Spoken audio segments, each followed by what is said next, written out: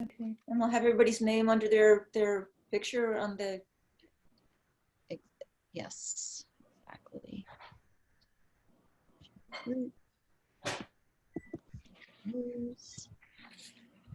Sean, can you close that door for me, sir?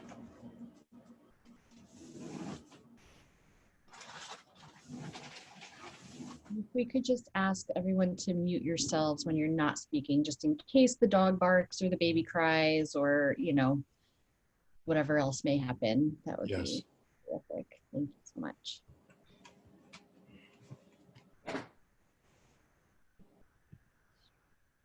So I met Miss Crockett a couple of times. I haven't met Miss Young or Miss Forde.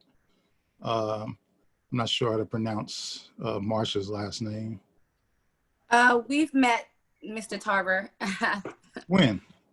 My friend and I, Cherie, we did the food drive in front of Rosa Parks. And I knew that. Goodness. How you doing? I'm doing well. Okay. And no, I talked to Cherie. She said the rest of the day went really well with that. Yeah, it was amazing. It was great. So thank you for coming out. It was nice. Yeah, no, I like I told her, it was my anniversary. If it wasn't that day, I definitely would have stayed all day and helped out. But I'm glad it was a success, though.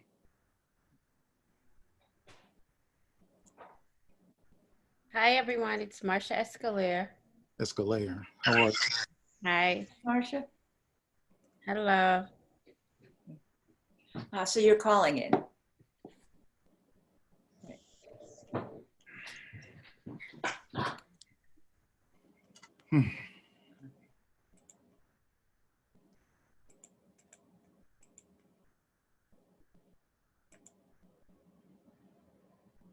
We have 5 candidates. Yeah. And you said there may have been a 6th through RSVP, but it was unclear. Right.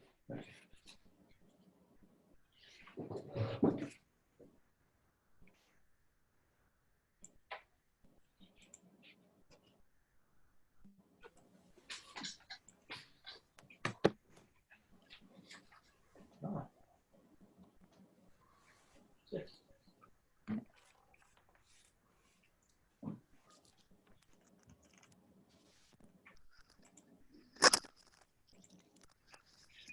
Good afternoon, Mr. Pryor.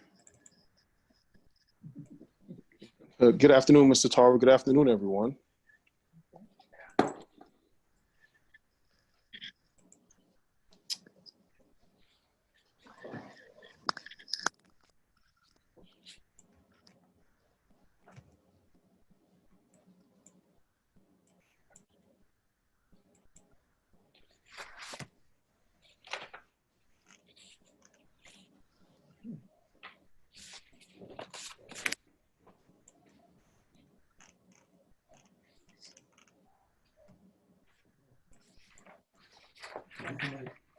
Oh, yeah. Okay.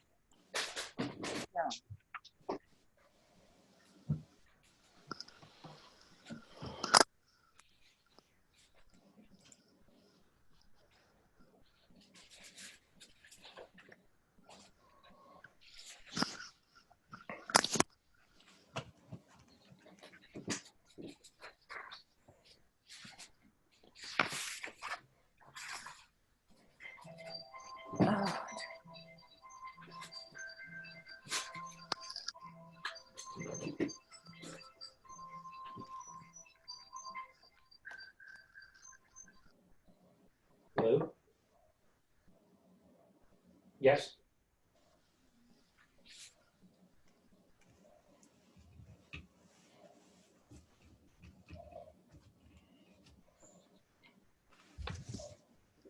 Oh, okay.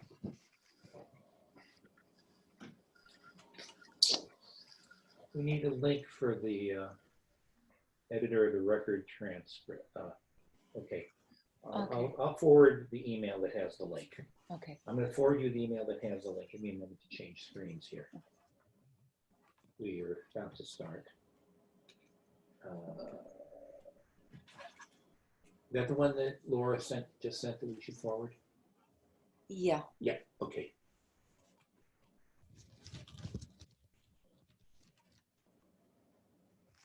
No, that's No, that's one of ours. Laura, could you, we have a phone call from the Record transcript from the record recorder. transcript recorder who needs a link. Okay. Which link is that? Do Because we- I have the one I just signed on to, but that looks like Yeah, no, that's special. link. So it's been passed around in a few different emails, but if you give me his email address, I can email it to him right now. Let me have your email and we'll send it right to you.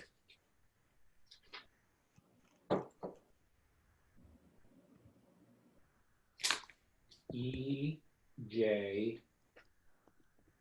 Go ahead. A.C.K. Mm-hmm. Mm-hmm.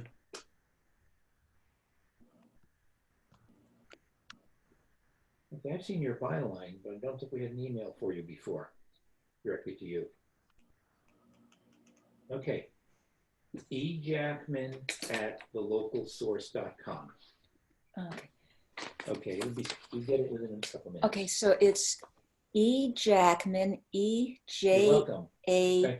Thank you for joining us today. C.K. M as in man, A.N. @thelocalsource.com. Got it. Thanks. Great. I'm glad you were getting press coverage. This is good. Well, they did run the press release. They in did this run the week's press edition. release. Yep. I haven't seen local, well, that is Local Talk who's calling. A record transcript Right. ran the press release. Oh, actually, it's Local Talk, not Yeah, it was Local Talk. the Local Talk reporter. But it wasn't Whatever. Walter. It wasn't Walter. Walter Elliott emailed texted that he couldn't make it today, but. Okay. Usually Walter Elliott covers for the for Local Talk, but this is actually the Local Talk, not the record transcript. Yeah. I think that's what she said. Well, But whoever it is. it's whoever it is, they'll have a link. Yeah. So, let's see how.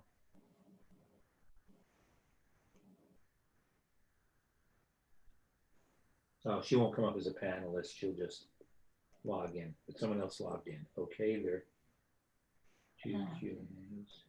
Both from Jan. Nice of her to bring that up beforehand. Yeah. Okay.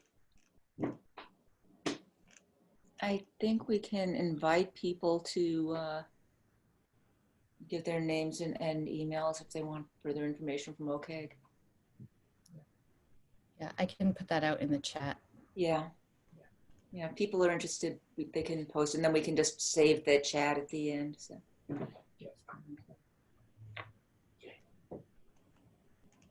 And I would be interested in hearing from people attending today's forum about what issues they'd like OCAG to address going forward. Mm-hmm.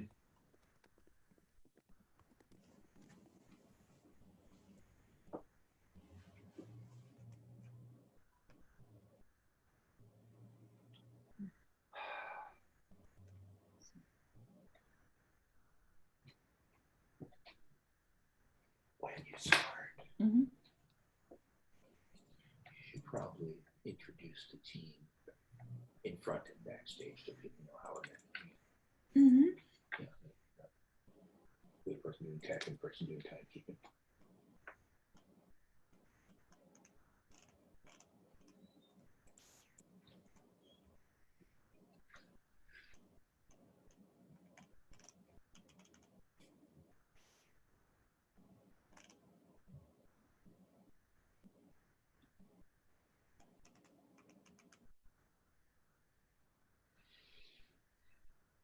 Oh gosh.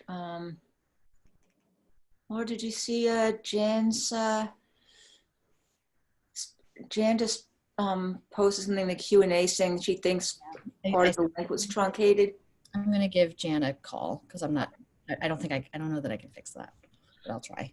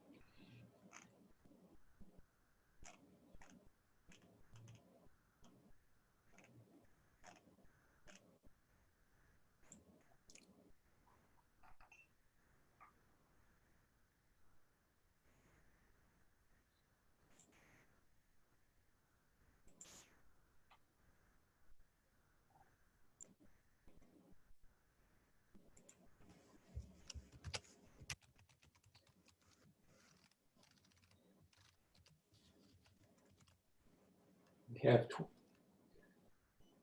12 participants in addition to who's online with us now, but we should have more than that. Mm-hmm.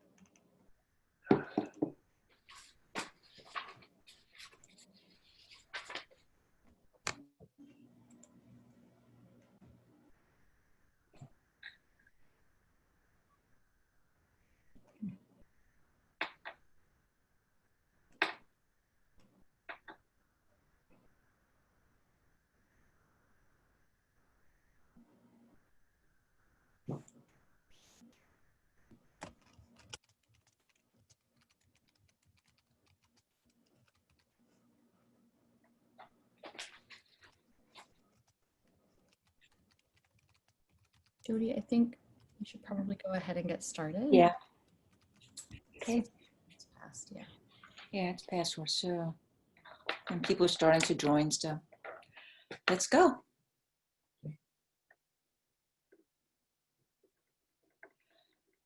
Okay. Are we live? Okay. Good afternoon. I'm Jody Leight, and this is the Orange Citizens Action Group's Forum for School Board Candidates. OCAG is a local grassroots nonpartisan organization that works to empower voters and educate them. We are the successor to the group Citizens for an Elected Orange School Board, which was the group that successfully brought the referendum that changed Orange from having an appointed school board to an elected school board.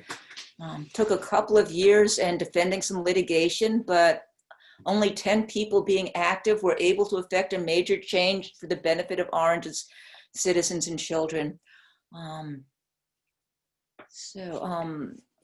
If you are interested in more information about OCAG,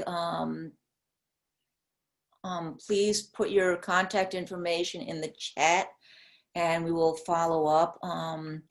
And we are particularly interested in hearing what issues people in Orange feel it's important that we address.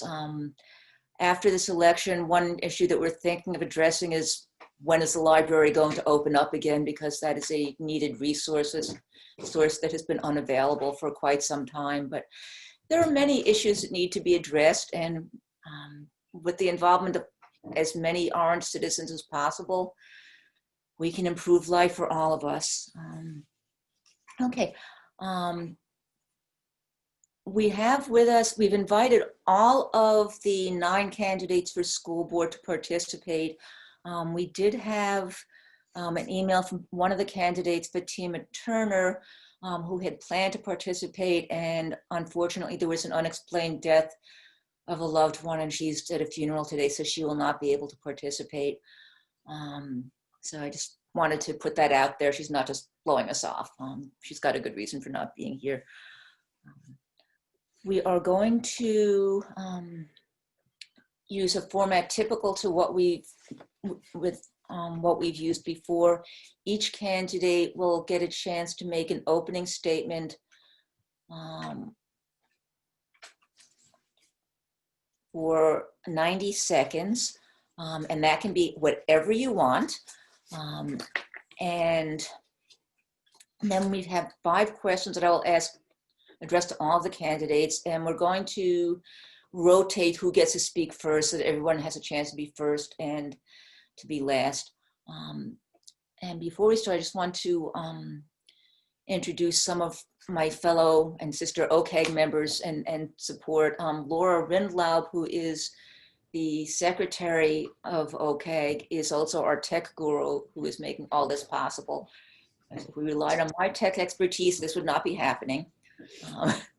Tony Johnson, our president, is the timekeeper, and he's going to flash me signals when each speaker has 15 seconds left. And when that happens, I will make a sign like this, and he'll flash me another signal when you're done, and then I'll do. Karen Wells has been our go-to person for social media, and just how people know what's going on. So, and I think, is everybody clear on the ground rules? No. Okay, such as they are. Okay, so let's begin, and we're going to start alphabetically, and I have this very high-tech system here. I've got all the candidates' last names on index cards, and whoever speaks first, their index card goes to the back of the pile. So, yep. Okay, thank you.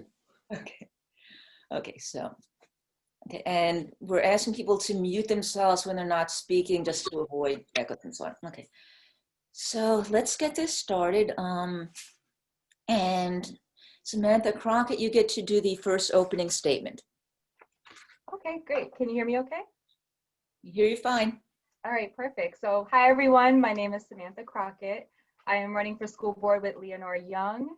And I wanted to start with my opening statement just to share a little bit about my education journey, which starts with attending 2 schools. So I attended a elementary school that was the top school in the state. And I also attended a failing public high school. And so by attending those 2 schools, I felt that I gained the experience of knowing what top quality education looked like as a student. And I also learned what it felt like to not be served by my school system and by my school. And so I begin there because that has driven everything that I do in life. And I have fought for all of our students to make sure that they attain the best education, from the Bronx, New York to Newark, New Jersey, and now to Orange, New Jersey. And so when you're making your decision, I would say there's 3 reasons why you should vote for me. 1, I have the experience. I have spent the last 13 years in education. I've been a teacher, an instructional coach, a founding principal of an elementary school, and I currently coach high school and college students on their career paths, bringing pre-college programs and internships. And so that is, again, what just drives everything that I do. The second is that I want to bring more resources and partnerships to Orange, New Jersey, and everything that I've learned, all of the people that I've met, just bringing all of that back to where we are, and so that our kids can also benefit from those opportunities. And the last is I have skin in the game. I have a 3-year-old son who attends school in Orange, New Jersey, and I'm just excited to be a part of the community and to give all that I can. And so again, thank you. My name is Samantha Crockett, again, running with Leonor Young for school board in Orange, New Jersey. Thank you. Okay. Marsha Escalliere, you're up next. Opening statement, please. You're still muted. Hi, can everyone hear me? We can hear you now, yeah. Thank you. Hello, everyone. My name is Marsha Escalliere, and I am running for the school board with my running mate, Sharon Forde, because I know that I've been an advocate for children all my professional life. My work entails looking out for the mental, social, and emotional needs of our children. As someone who grew up in this community and who understands intimately the many of the challenges our children are confronting, I believe I am well equipped to advocate for them on this board. And that's it. And our kids matter. And I'm running with Sharon Forde. Thank you. Thank you, Marsha. Okay. Sharon Forde, you're up next. Unmute yourself.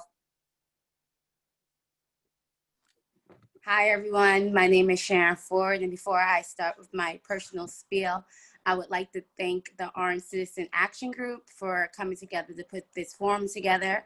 I also like to thank the other candidates who are running, because it takes a lot of hoopla to come together and debate each other so everyone can see where they stand for the vote. Orange has been my hometown for over 35 years. I am the proud and honored mom of 2 beautiful children, a boy and a girl who also who attends Orange School District. I'm running with Marsha Escalliere. Marsha and I believe that Orange needs representatives who will support the ideas of our community, who will fight for our needs, and who will put our children first. Because at the end of the day, our children matter. So between now and November 3rd, we would like invite you guys to come and ask us any questions you may have so you can understand where our platform is coming from. So this November 3rd, vote 8-I, Sharon Forde, and 9-I, Marsha Escalliere. Thank you. Thank you. Okay. Charles Pryor? Yes, good afternoon. Thank you, as Ms. Forde said, to the group hosting this, the Orange Citizens Action Group. Thank you to the other candidates, and thank you to the citizens that are watching this today, taking an investment of your time on a Saturday afternoon. As she said, my name is Charles Pryor, and I'm, hoping to get your vote for school board. The reason why I'm running for school board, my daughter is 6. She's a first grader here at Highwood Elementary. We moved here just about a year ago, and jumped 2 feet in to trying to better understand, better engage, and work with the citizens of Orange so that not only we can understand, but we can contribute. I've been in higher education for 22 years, and in education as a field for 24 years. And I've, sat in many seats, including a middle school teacher, a basketball coach, a professor for African American Studies, and currently sit as the vice president for student engagement at Government Community College, which is a City University of New York community college. All of those things mean that I've dedicated more than half my life to education. In the classroom as an administrator, and even mentoring young women and young men outside of the classroom, because I think those things are important. As a product of public schools in New York City, I very well understand the transformative energy that quality education can bring, but more importantly, the energy, positivity of mentors, and coming out of a system that keeps students at their core, for all resources and all decisions made within a system, within the organization. And that's what I want to continue to bring to the Orange School Board, if elected, and also as a resident. I pledge to show up in places and make sure the community's voice is represented in all places that that I have a seat and a voice. Thank you. Okay. And last, Tyrone Tarver? So, Tyrone, you're up. Thank you. Thank you. Hello, everyone. Good afternoon. My name is Tyrone Tarver. Currently, I serve as president of the Orange Board of Education, and I'm currently running for re-election to the Orange School Board. I was born and raised in neighboring Newark, New Jersey, but I'm now a resident of Orange for almost 30 years. I'm a parent of 2 students who have been enrolled in the Orange public school system for over 13 years. From pre-K through 11th grade. They have proudly attended West Orange Community House, Park Avenue School, Orange Preparatory Academy, and now the STEM Innovation Academy of the Oranges. My wife, Jermaine Tarver, and I are very proud parents and have supported our children and the schools, including serving on each of our children's PTSO organizations. Our children will continue in the line of my wife and her father in becoming successful Orange graduates for over the past 7 years. My journey to fight for the children started in 2016. There really was no accountability within the system. Our administrative pay was in the top 100 in the state for our superintendent and deputy.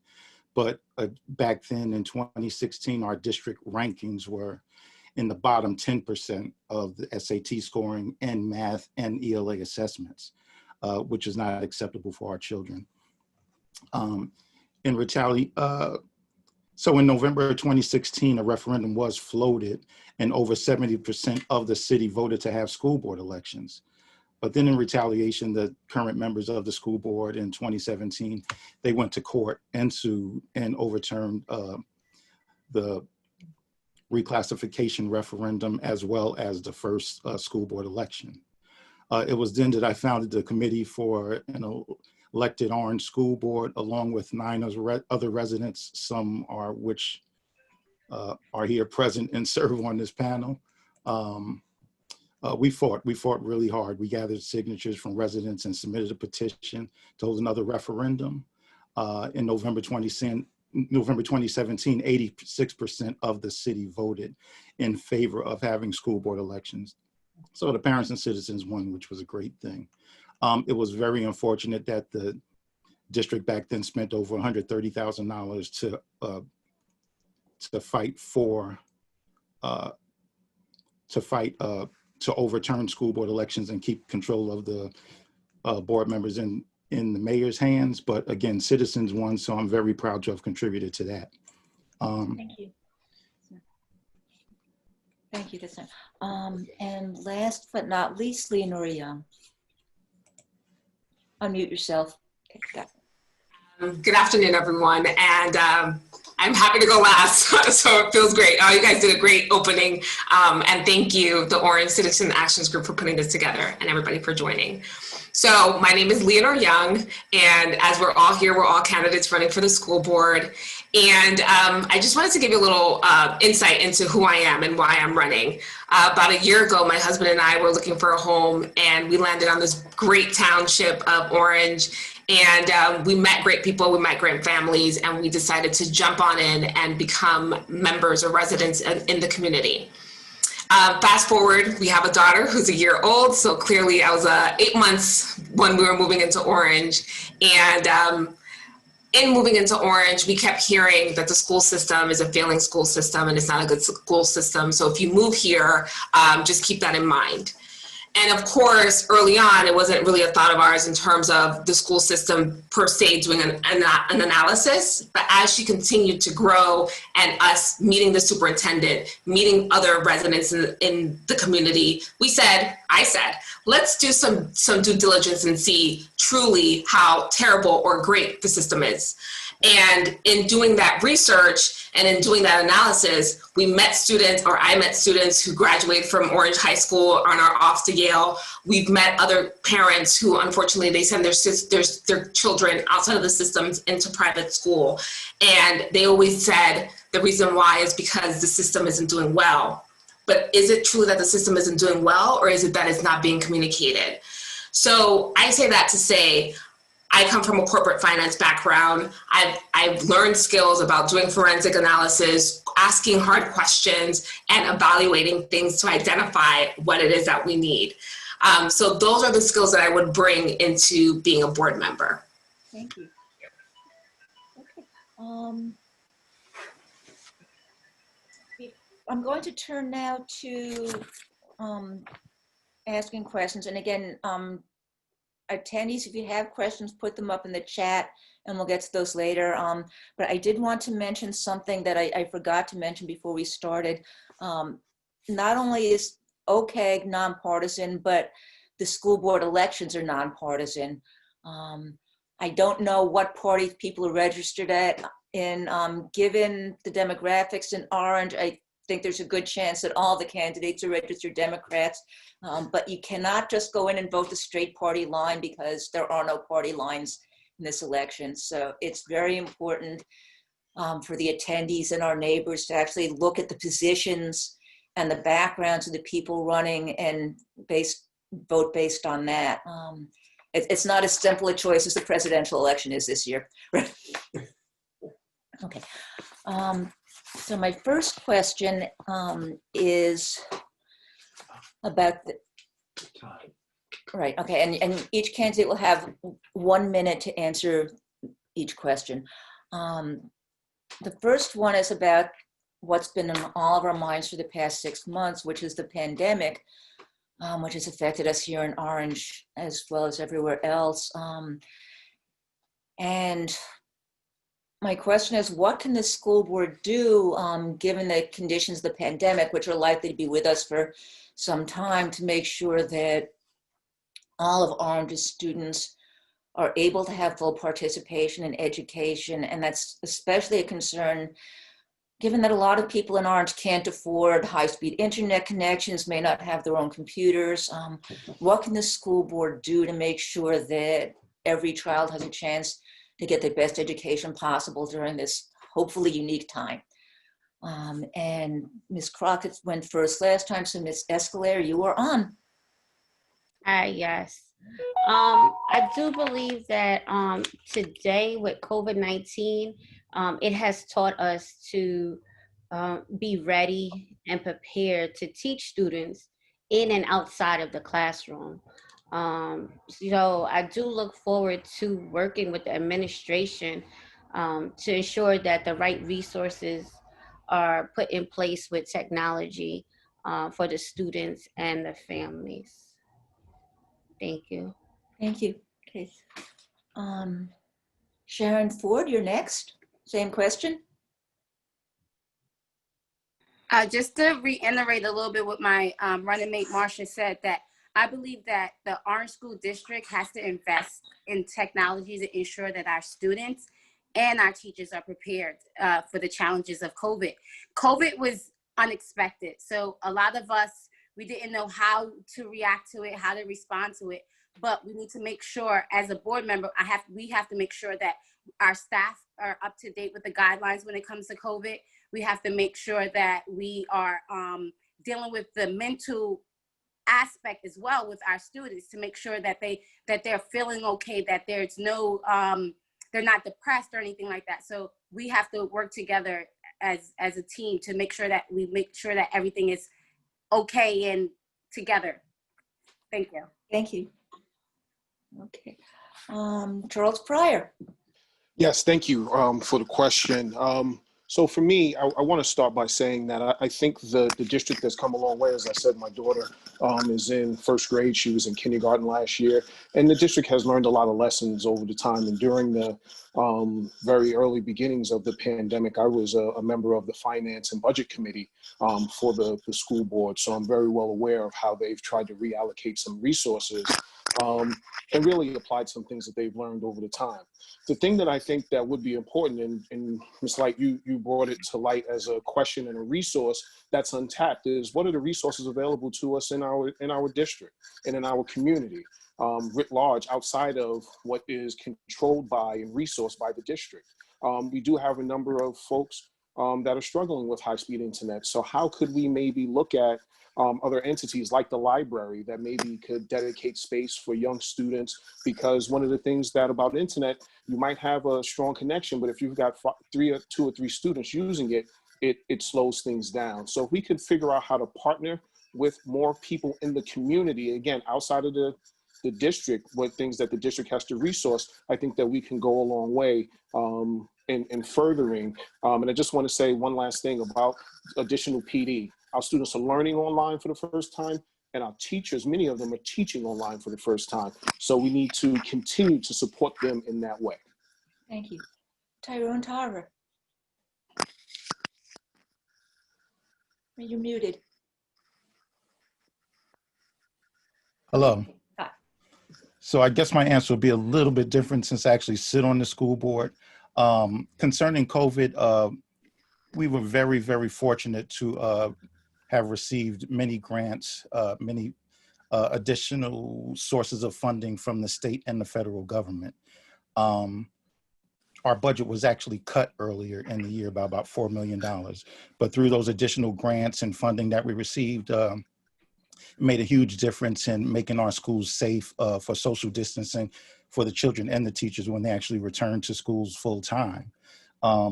Just recently, within the past couple of weeks, Governor Murphy just signed a new additional budgeting act or bill that gives us an additional $600,000+ to provide more COVID materials for the children. So we are making a huge push to have devices one-to-one for the children. We have barriers within the schools. We've made great strides. So, you know, I'm proud to have been a part of that. Thank you. Samantha Young.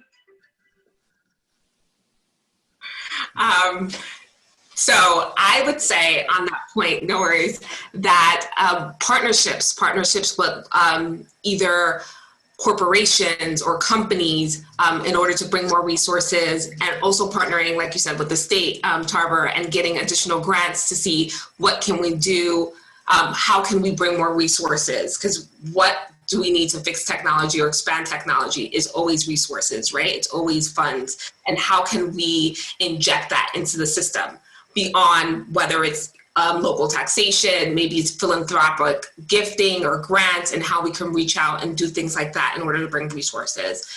Secondly to that would also be a level of gaining access, whether it's access to a cafe where students can be there and have access to their internet if they don't have internet at home, or access to a library. And again, all of that is saying just partnerships. So who can we partner in order to bring more either internet access, more equipment, more resources? Thank you.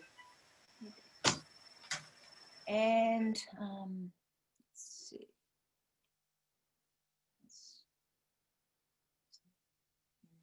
And Samantha Crockett. Awesome, thank you.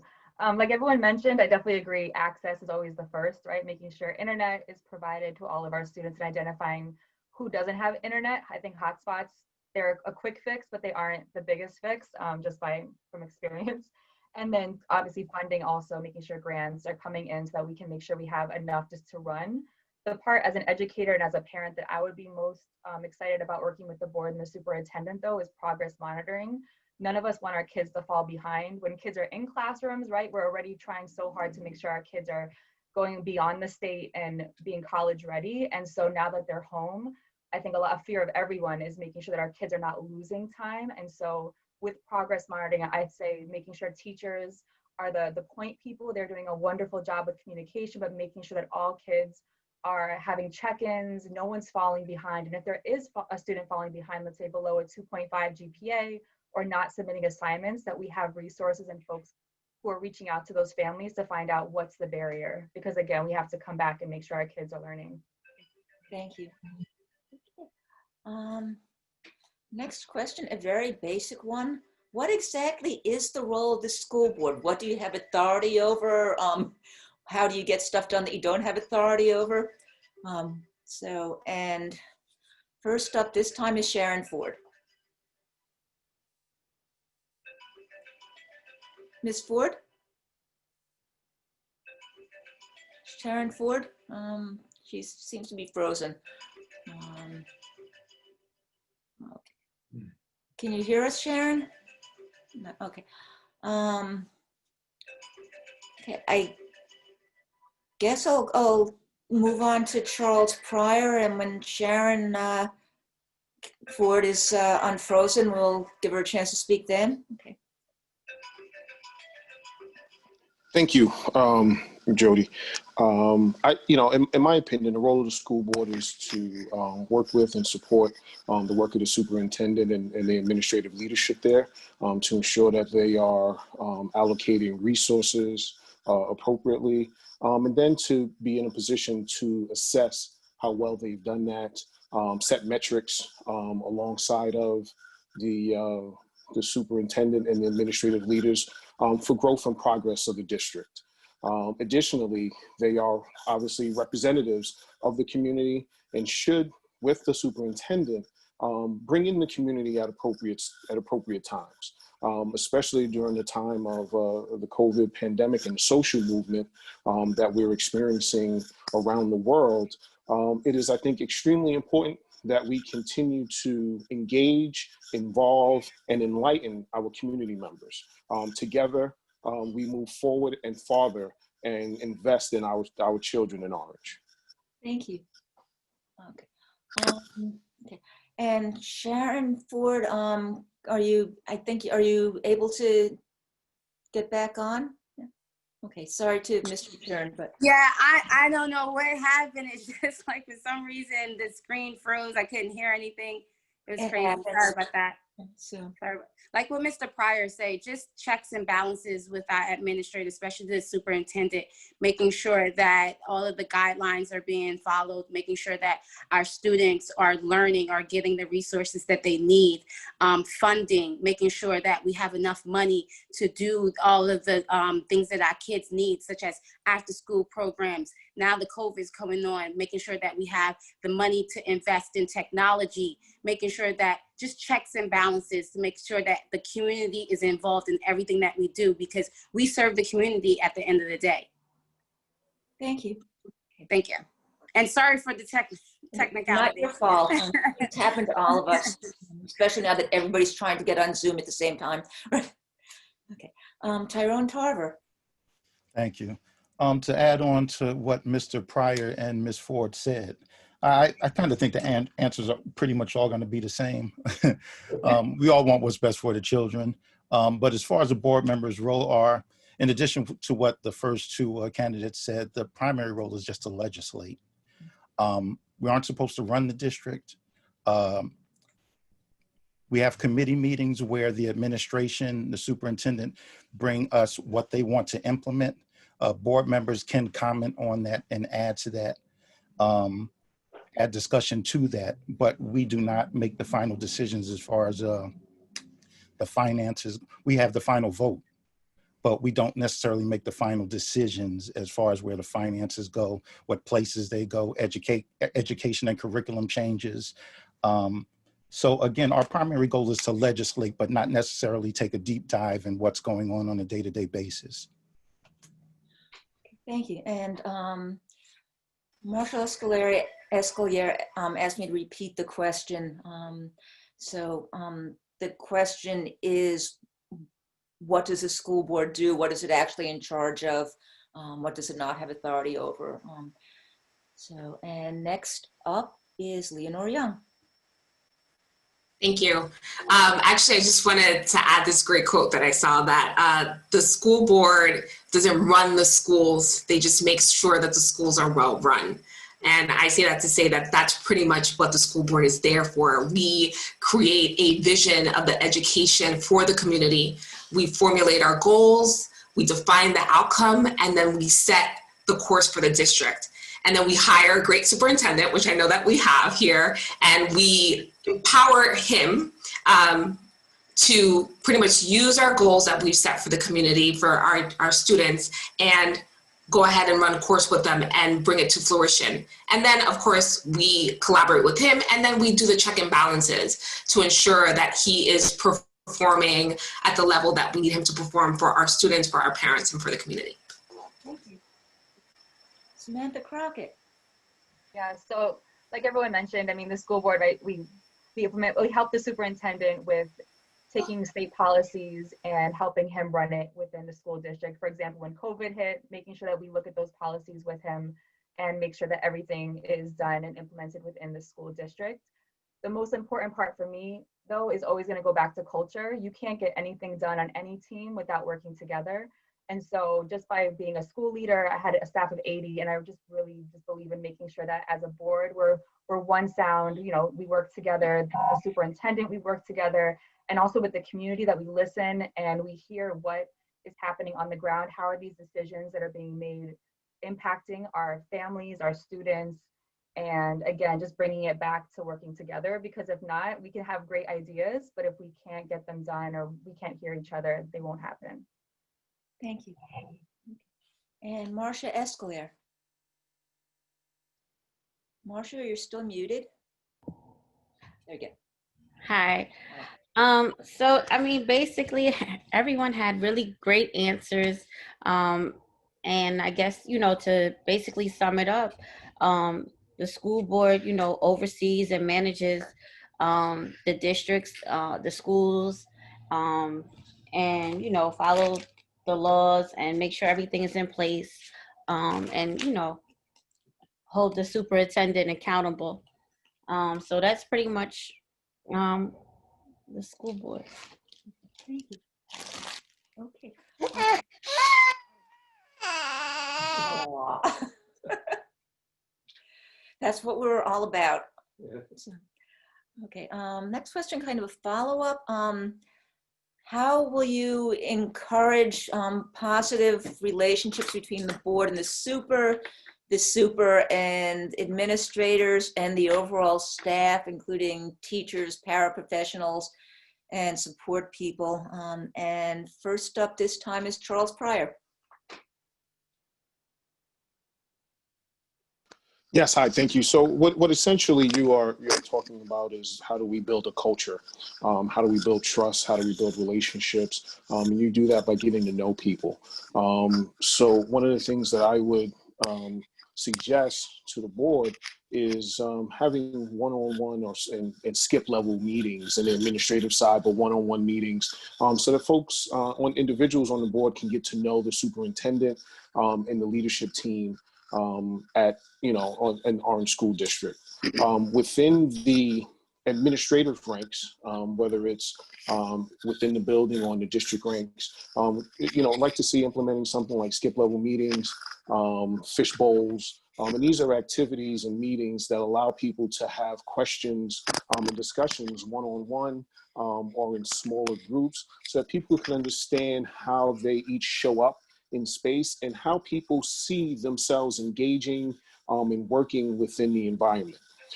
Through those types of activities and conversations, you have a better understanding of culture, you have a better understanding of your partners, and then you can build trust and alignment when you really are trying to shift and go in a different direction. But more importantly, we're talking about building a culture of trust and relationships.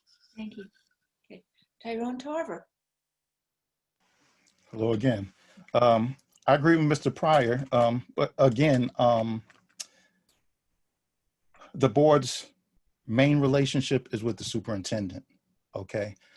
By law, by statute, we're not supposed to go in any deeper level than him. The superintendent is the board's only employee. The rest of the district staff and administrators, they are not the board's employees, they're their superintendent's employees.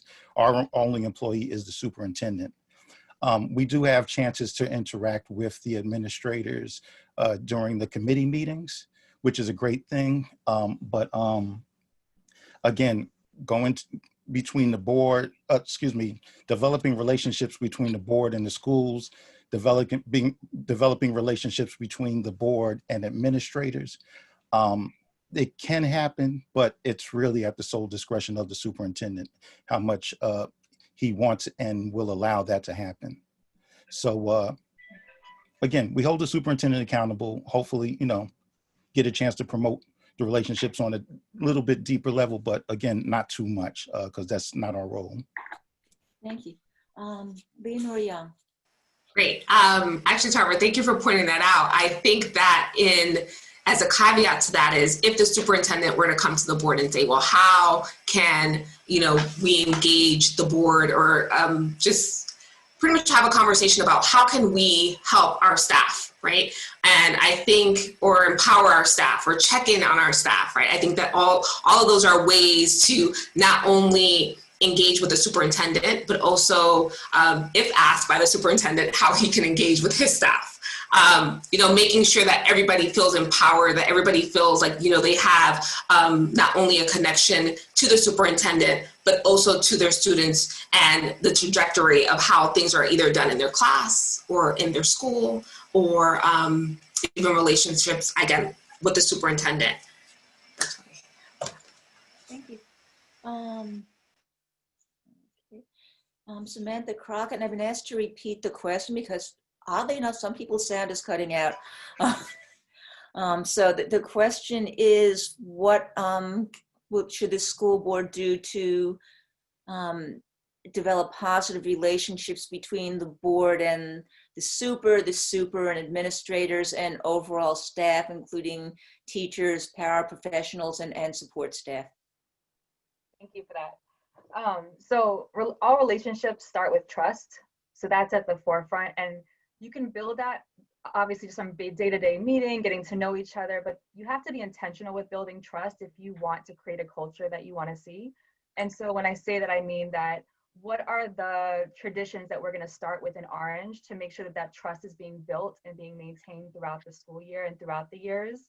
Are there times that we all come together and see each other? Are there certain things that the board is always present at within the school district? And how are we building trust on a deeper level than just the work that we do? Who am I as a person? Who is Leonor Young? Who is Mr. Tarver? Like, how do we really understand where we're coming from and do that with the superintendent, with teachers? And again, when you're intentional and you plan for it, it happens. And so I think that's the biggest thing that I can bring to the school board, is really thinking about how to intentionally plan for a strong culture and for a strong relationship between everyone. Thank you. Okay. Marsha Escalliere? Hi, yes. So I do believe that if, you know, as board members, if we were involved a little bit more with the school, to support the school and the staff in events, whether it's throughout the community or locally at the schools. And definitely, like everyone was saying, it starts with trust, building that relationship. And from personal experience, I believe that trust and the tone of the relationships start from the top and come down to the rest of the people. So I do believe that we can, if we're purposeful, can do that. Thank you. Okay. And Sharon Forde? Hi. So I agree with everyone, but I kind of have a personal answer to this question. I have a relationship with Dr. Fitzhugh, and being a parent, I'm a parent first. Before a school board member, before anything, I'm a parent first. And the relationship that I had fostered with Dr. Fitzhugh was on a personal level. I had an issue with my daughter not getting the resources that she needed, and he was an open book. Like, I called him, he was like, what's going on? I explained it to him, and I think that's what's missing prior to him, and what's missing with the school board. We tend to, like, you're my employee, I'm your employer. But we need to get away from that, because I was raised that it takes a village to raise a child. So if we as board members work with the superintendent to develop partnerships with our parents, with our community members, with the government, it will foster the students' ability to learn and to be great citizens. Like, we need to come together as one. You can't just like, oh, I'm the school board, so you have to listen to me, superintendent. Like, we need to come together as a community, because that's who at the end of the day we're working for, is the community, and for the betterment of our children, because our children matter. That should be our number one goal, is to making sure that we're working together for the betterment of our kids. That's it. So that's my answer in a nutshell. Thank you. Okay, and Charles Pryor. I actually already, I think, started this one. Okay, so thank you. I keep on thinking I've got a great system for keeping track of it, and there's always a glitch. So Tyrone, Tarver, you get to start the answer to the next question, which is, how do you envision engaging the community, including, members of the community who may have or may not have children in the school? And can you provide an example of one thing that you think you can actually achieve during the next year? Within the next year, just keep well, one thing the school board members do have on their plate is that we are all assigned different schools as liaisons. So when each school has different events going on, the board members can actually attend those activities. We're able to interact with the community there, and even with some of the school staff. With some of the residents that don't have school children in the district, it's very important to try and engage them as well, because a large portion of their tax bill actually supports the school system on a quarterly, yearly basis. So there absolutely should be more outreach. We should try advertising these meetings more so the stakeholders and the homeowners can actually participate in the committee meetings. But again, we can, and again, I'm a parent of 13 years. 4 schools I've experienced within the district. So we can promote having relationships with them, but again, being the school board member, you have a finite role, and we have to make sure that we don't cross, beyond our boundaries. There's a lot we can do within our boundaries, but there's much more that we can't do. So we just have to keep that in mind. Thank you. Sure. Okay. Leonor Young, you're next. Yes, I think a way to first engage the community is having the community participate and engage in more of the board meetings. Like having, like in canvassing, while I'm running for the board, I've been canvassing the neighborhoods, whether in all the wards, to identify what is it that they need, what are the needs of our community. And that's great while I'm here and running as a candidate, but it's like keeping that while you're on the board, like keeping that momentum, asking the community what their needs are and bridging that between the school board and their needs, and then meeting them there, right? And that's how we can, engage them too. Because if we know their needs, then as it relates to the schools and education, then clearly we could have them participate and marry. And I know that we're in COVID now, but I know that many of the schools have performances, inviting, having mass communications where we're inviting people who don't have children to come at these performances and see what our students are doing and engage in that way. I think it's a way to also engage the community. Thank you. Let's see, Samantha Crockett. Yes, so my son started preschool this year during COVID. And so I've had the chance to just see how the school district has already engaged families. I feel very close to our teacher, even though we're virtual every single day. We have, we go to the playground on Fridays and I meet the other families.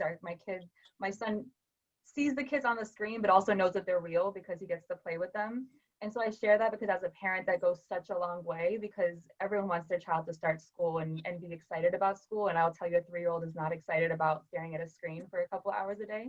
And again, so I'm saying all this to say that that's where parent engagement starts, with the teacher, with the schools, and the way as a board member is just seeing how those decisions are playing out. I know the superintendent made a goal for communication to be one of his top goals. And I see that playing out. I see that the principals communicating with me, the parents communicate with me in the classroom, the teachers. And so I would like to take that another level and just see how we can figure out what's missing and what our families want more of, and then help the superintendent reach that goal as well. Thank you. Okay, Marsha Escalliere. Hi, yes. So I'm going to piggyback off of what Sharon has stated earlier, where, it takes a village to raise a child. And we need to make sure that the Board of Education will continue to develop the partnerships with our parents, community members, and the government to foster our students' prosperity in the long run. I do believe that it's going to take some time and it's going to take some work. And I do believe the second part of the question was, what will you do in a year? I do believe. Yes. One specific thing that you think you can achieve in a year? To achieve in a year? Well, right now, everything is dealing with COVID. So we would have to work on, definitely the safety and the health of our teachers, our staff, and the students, and getting them back to what is normal. Okay, thank you. Okay, Sharon Forde. Hi. Well, I just want to piggyback off of what Leonor said. We have to come together as a community. A lot of my answers are going to be based personal as a mom, so excuse me for that. What we need to do as board members, we have to remember we're all residents of Orange. I've lived in Orange for 35 years, and I've had situations where a friend of mine's family members were going through something. The board was there to, what's going on? How can we help? The mayor was there. How can we help? Teachers were there. How can we help? And we've lost that over the years. We've become a society where I want to be in charge and I want to change things. But when we get to that change, we forget about the people who we're serving. So what I want to do is I want to get back to that community togetherness, like everyone work together as one common goal. Like, let's stop separating everything. And what I'm doing, what I plan to do in a year, I'm already doing it. I'm implementing a yoga and meditation in Oakwood Avenue. So, because I know these kids are so stressed out with COVID. So I found a way to help all the negative energy. So we implemented a yoga and meditation, and hopefully by the end of the year, it'll be into all the schools. Thank you. And Charles Pryor. Yes, so for me, I have three very tangible things that I want to address. One would be re-engaging and re-inviting community members to participate in board committees. That is a place where community members can participate and kind of take a peek under the hood of what's going on in the day-to-day operations of the board, especially where financial, facility, and curriculum decisions are made. The other thing, and this is one of the things that really helped me to fall in love with Orange even after we got here, is there's a number of community-based organizations like this one that also just in neighborhood watches and just neighborhood associations in all of the wards. So engaging those groups and plugging into them and saying, hey, you know, we want to hear from you. Your kids are students in Orange, or your residents in Orange. What value do you see in Orange schools, and how can we help you see the increased value of Orange schools as we continue to improve and make those schools great? The other thing is having more of board business done in the public session. I think that would be immensely helpful and powerful, as I think that one of the things that's frustrating for a number of residents is the amount of board business that's done in private session. And then very little discussion on resolutions is done, or decisions or operations is done in a public session. So all of that, and using what we're going to be seeing as the next reality coming out of COVID, leaning and leveraging technology better to invite more people in, as everyone's not able to get physically to a board meeting, but also using the technology to get the message out and get participation in. Thank you.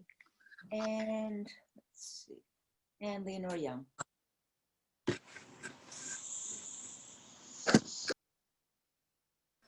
I already answered that question. Sorry. Okay. All right.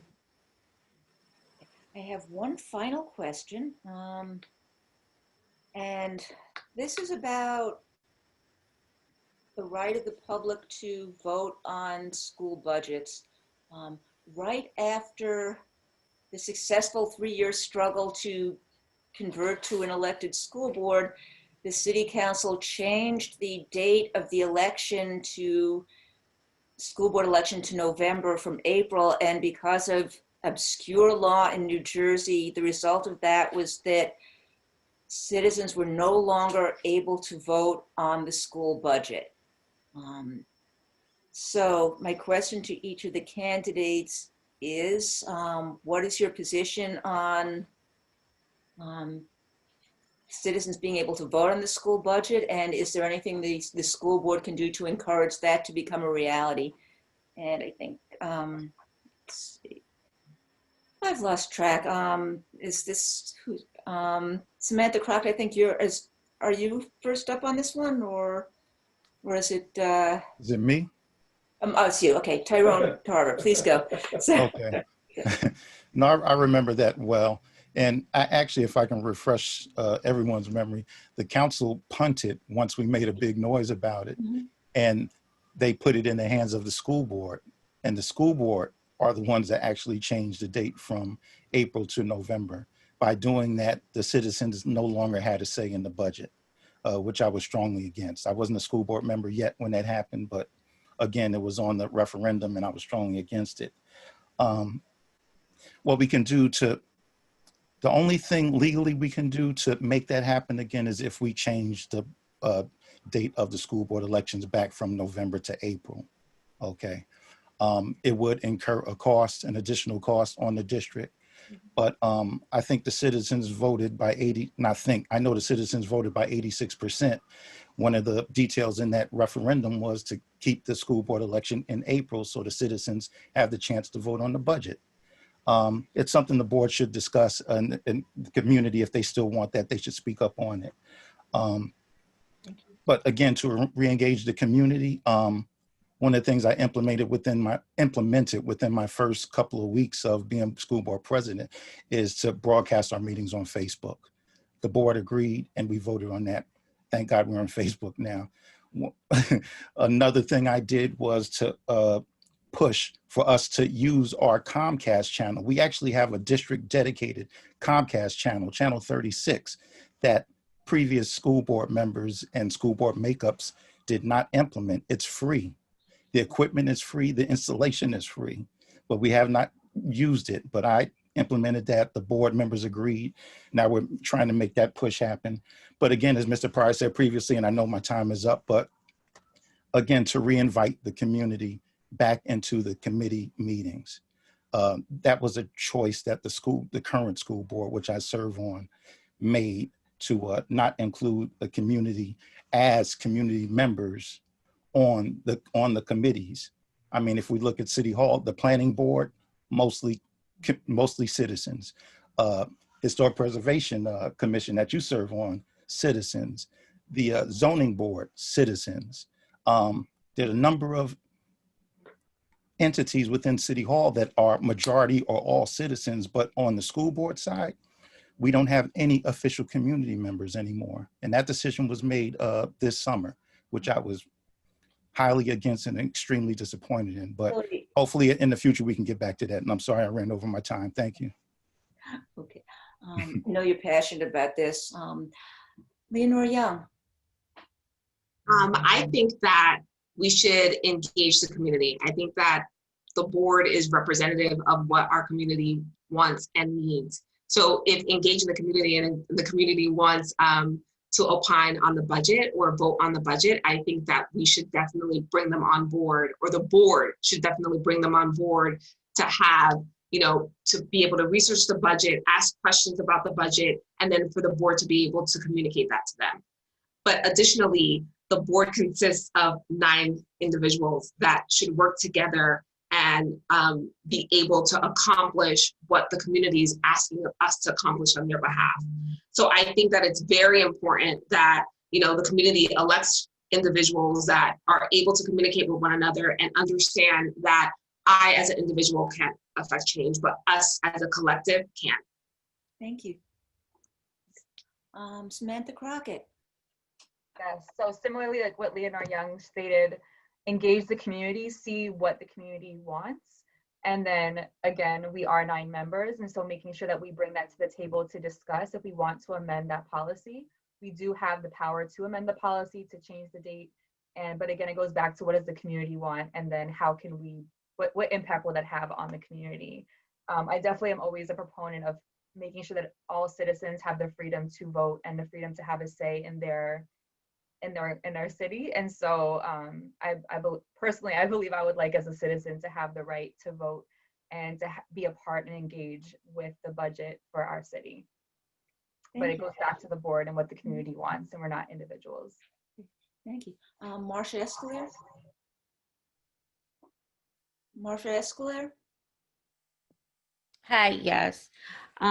So, I do believe, well, thank you, Mr. Tarver, for that information. But, I do believe that, it is up to the citizens, the residents of Orange, if they want to be a part or not to be a part. I mean, there's several reasons for them to be a part of the budget, especially since they do vote for the board members in the town. But once again, like Samantha stated, it's up to, for us to see if that's something that they want to be a part of. That's about it. Thank you. Thank you. Sharon Forde. Hi. Okay, so I'm rocking out with all the women on this. And I think we all feel this way because we're moms. The community needs to be involved with every financial aspect of anything that's going on. I'm a taxpayer, so I'm going to make sure that the administrator is accountable of that we don't have any wasteful spending. Because if we have wasteful spending, that burden goes on to the taxpayer. I'm a taxpayer. I do not need to pay any extra taxes that I'm already paying now.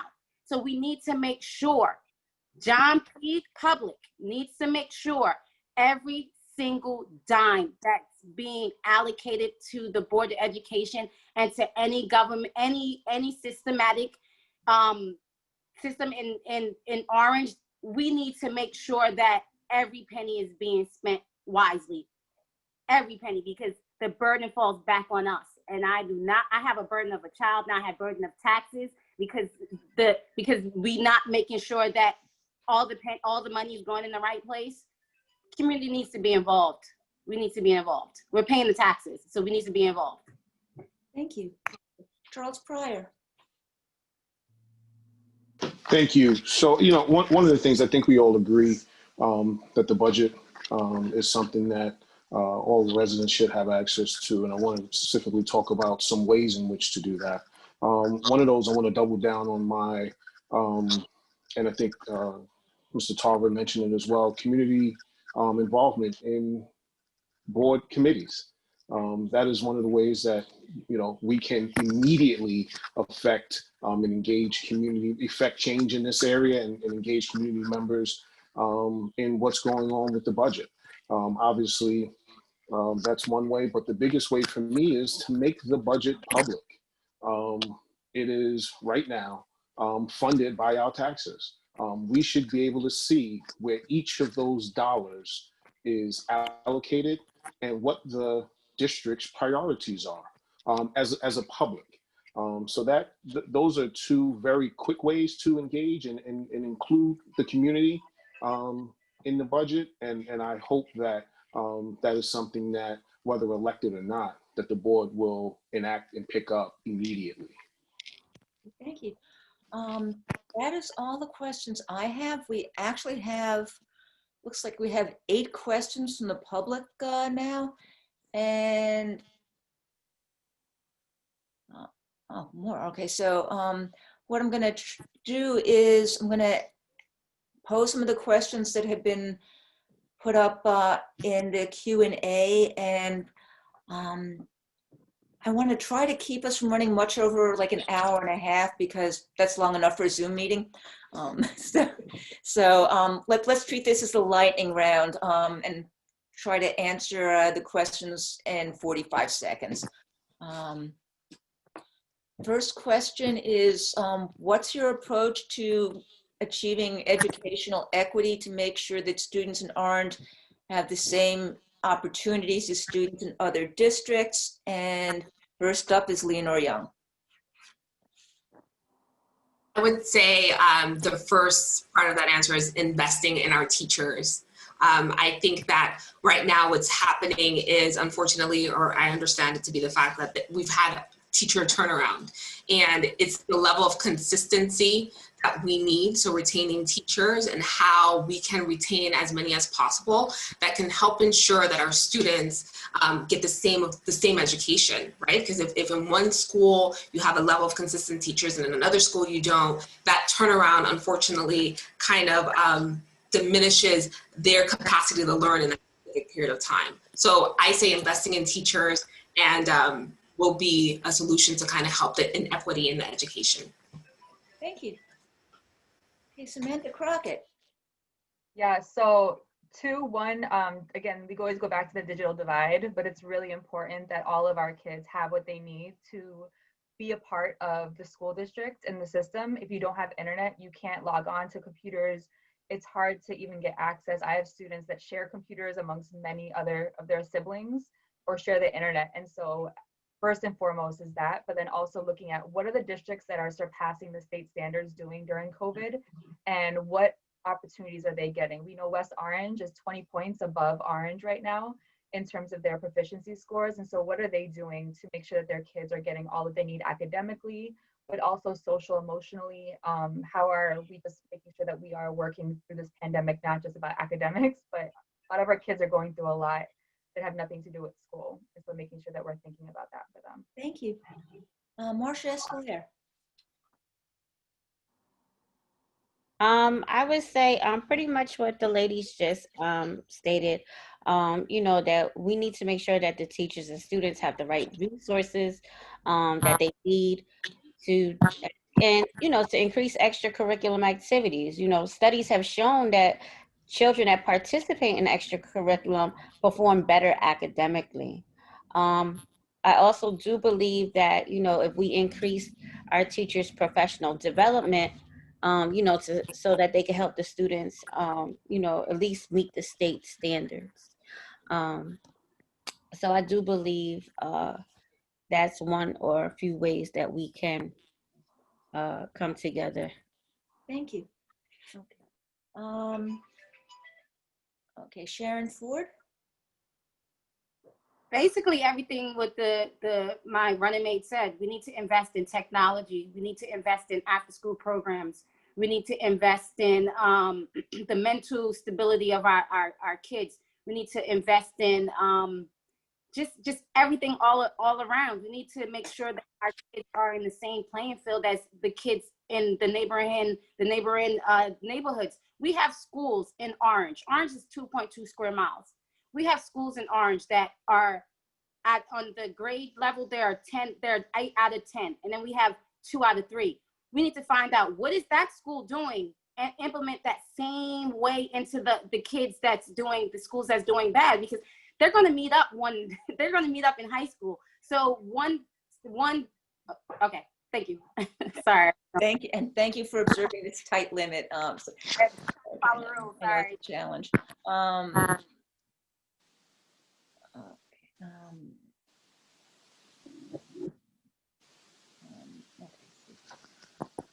Charles Pryor.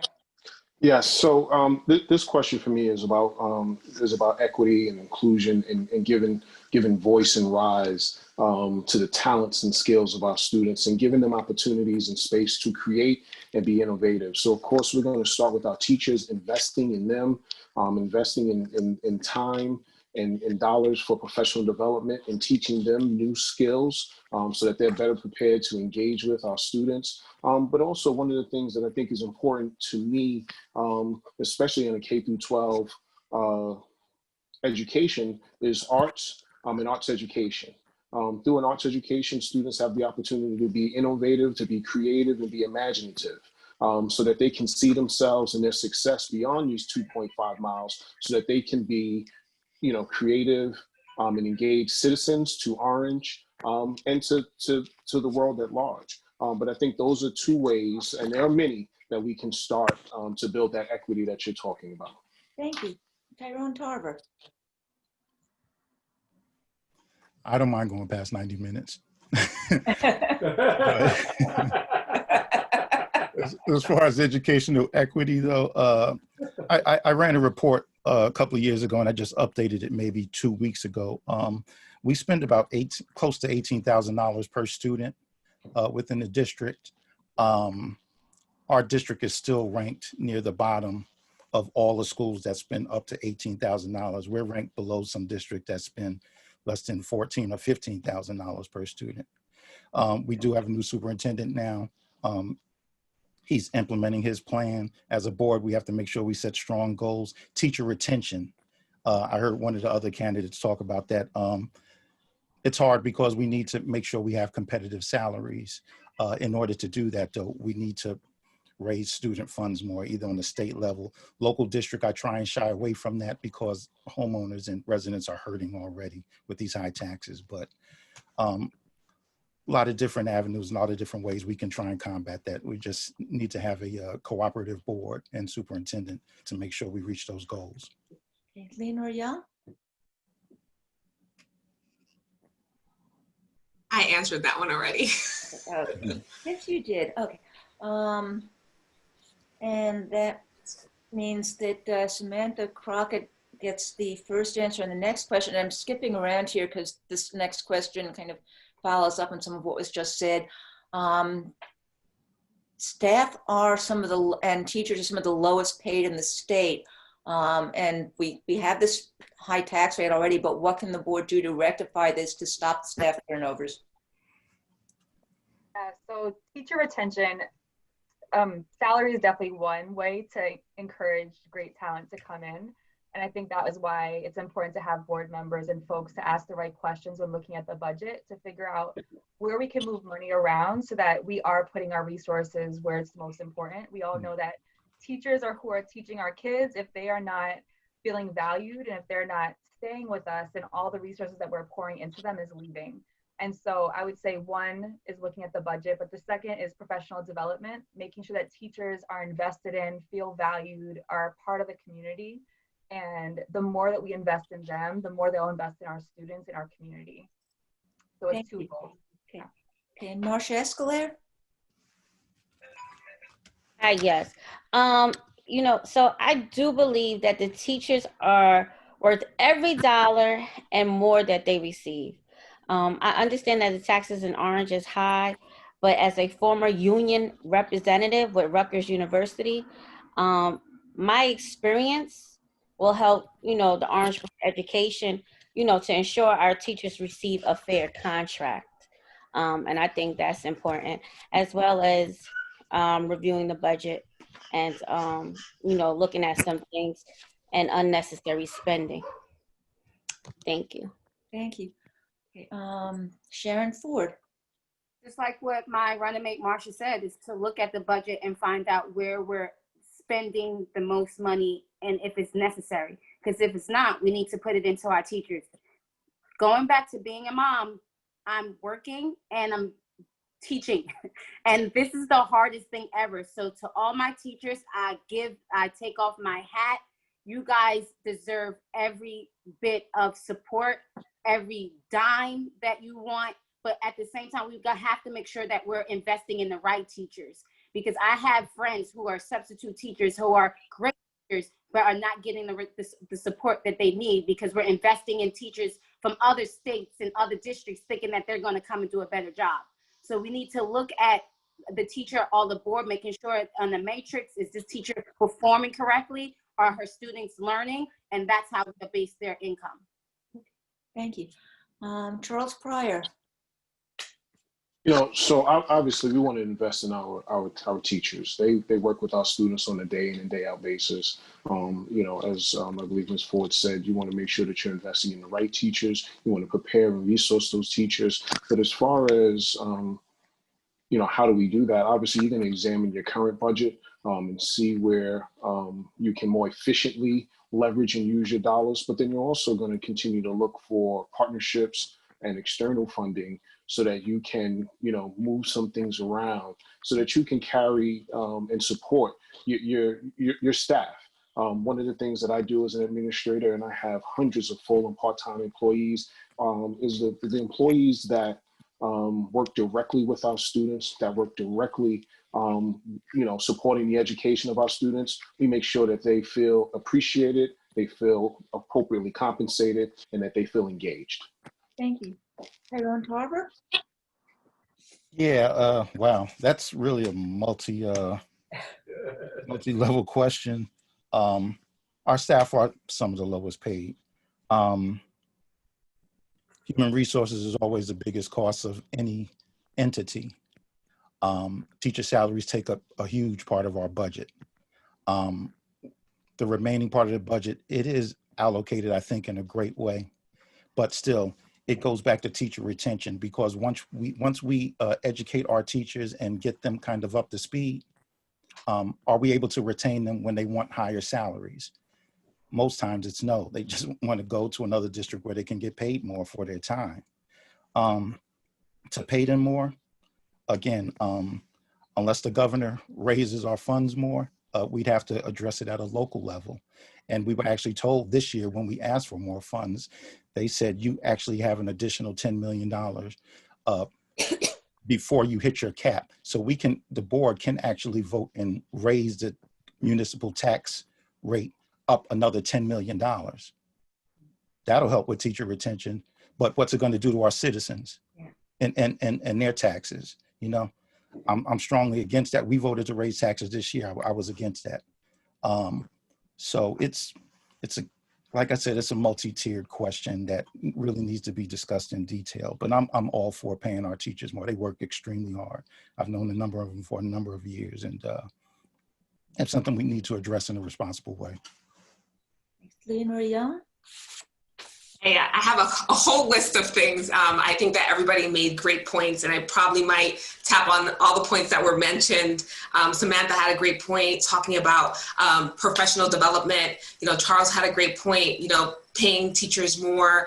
Everybody had a great point, but I do want to add that we should have a path for upward abilities for these teachers. Like, these teachers have goals beyond just, you know, teaching in a classroom. Like, what can we do to facilitate them knowing that they have an opportunity to go above or beyond where they want to go? Additionally, is building partnerships outside of the partnerships we have now, right? So again, bringing in resources, maybe lobbying with the state, and see how can we bring more resources to, in turn, pay teachers what they deserve, and they should be paid an enormous amount.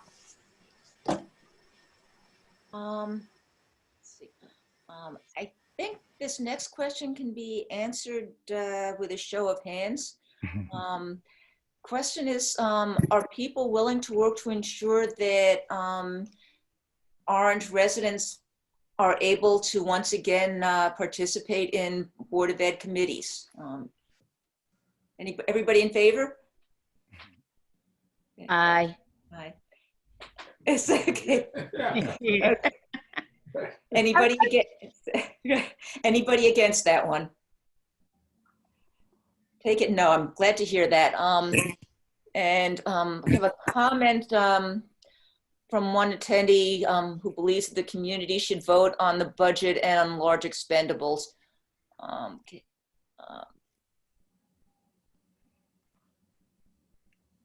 Okay. Another comment, it appears that the residents, especially parents, should spearhead the movement to influence the budget. And a question with that, are you willing to collaborate with residents who want to have an effect on the budget? Marsha Escalliere, you're up first.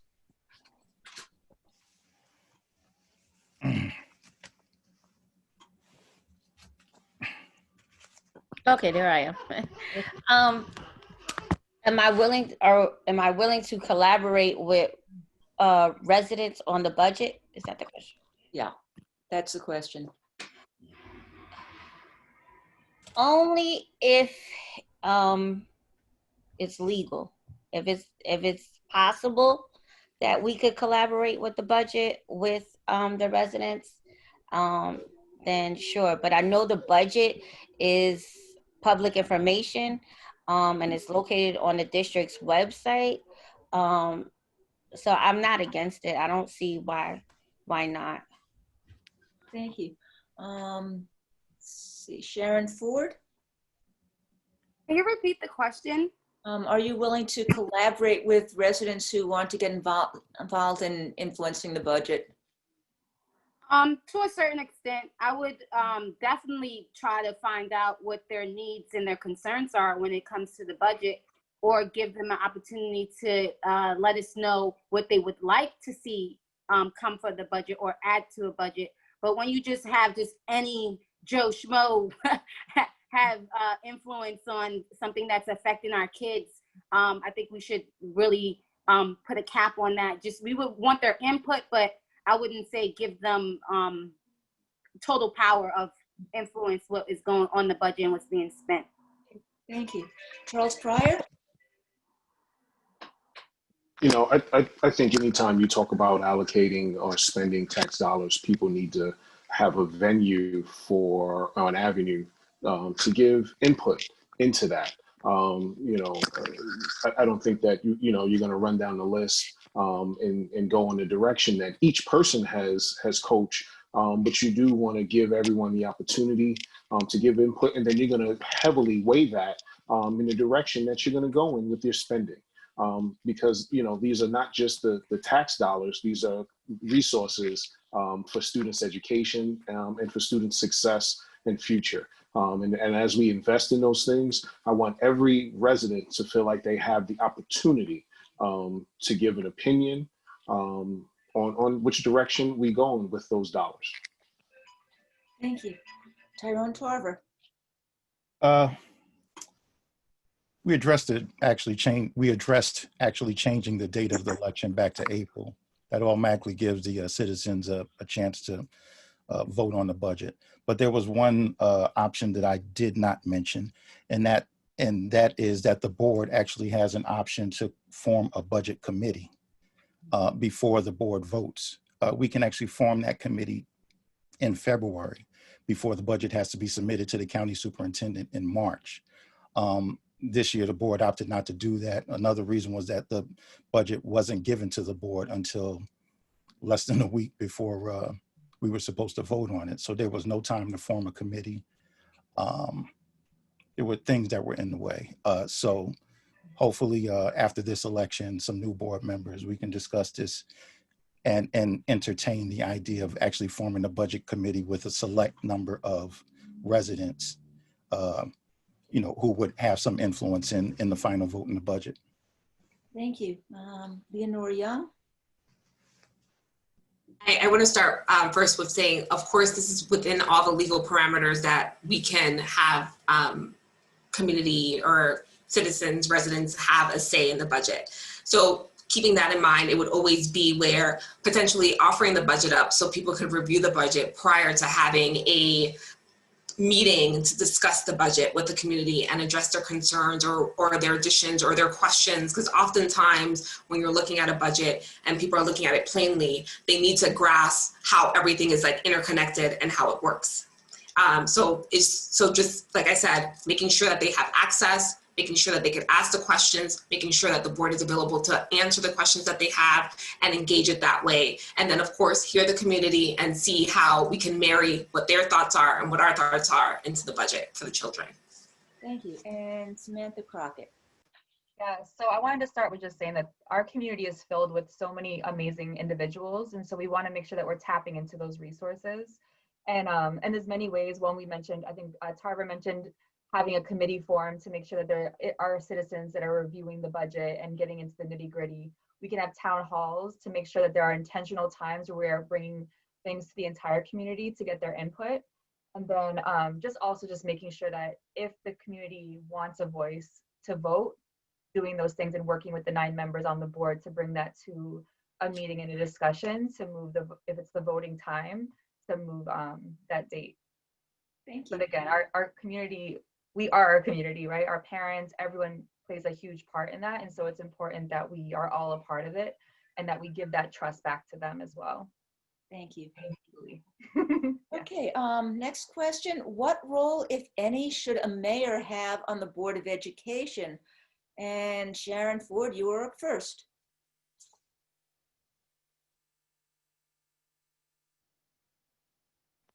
This is a hot ticket item for me. I don't think the mayor should have any influence on the board. That's just my personal take on it.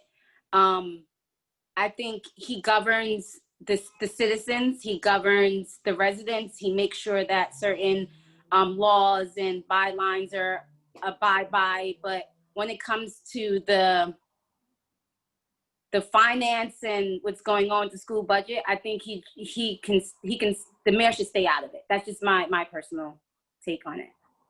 Thank you. Charles Pryor. I'll say that I think that as far as the day-to-day inner workings of the Board of Education in the City of Orange, that lives outside of the mayoral bailiwick, so to speak. But I do think that as the administrative and business leader for the district, that he should be in line and be a partner with the district. But as far as the day-to-day workings of the board, the town elected 9 individuals to keep them engaged and informed, and they need to be able to do that work. But the mayor and his team should be in line and work hand in hand to ensure that the city's is behind the school district, because that shows that they're behind the future of Orange and they will invest in and follow with the Orange School District. Thank you. Tyrone Tarver.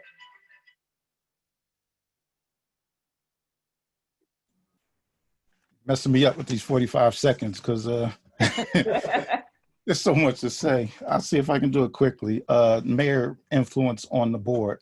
As a citizen, absolutely, he can speak on anything.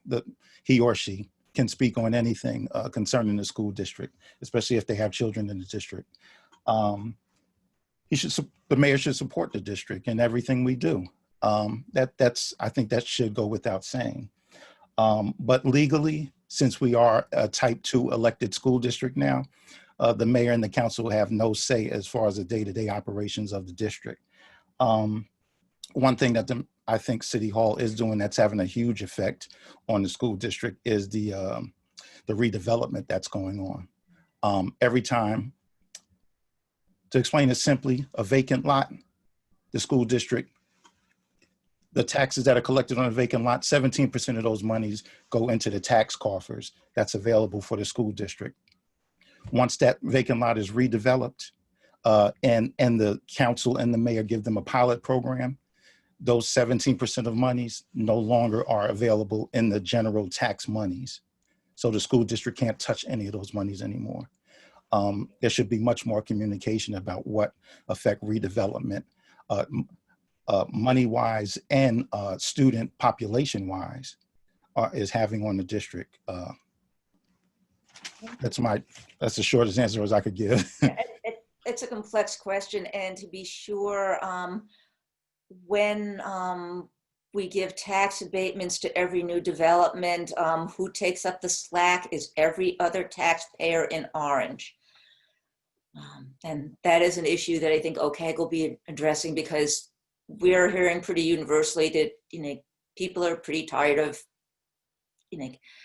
developers being given a freebie. Okay, and okay, we've lost. I don't see Miss Young anymore. Where did she go? Have we lost her? Oh well. She got fed up. She'll probably come back home. She got fed up talking about taxes. We all feel that way, let alone paying them. So I will move on to Samantha Crockett. Sure. So two parts. One, school board is bipartisan. We represent all students regardless of what party they are a part of, and so I think that's really important that we stay that way. Our citizens elect us, and that's why you guys are here today, choosing and having the right to vote.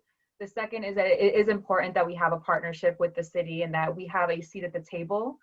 There are, like Tarver mentioned, the redevelopments. It's very serious. I've been to those meetings. I've heard about the buildings that are getting built, and they're not thinking about the kids. They're not thinking about them entering the school district.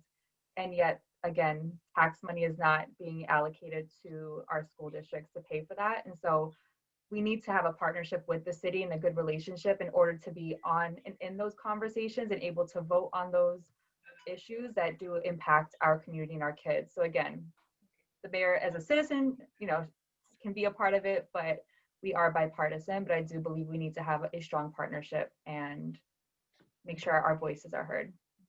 And Leonor Young, we missed you while you were having a technical problem, so I'll go back to you now.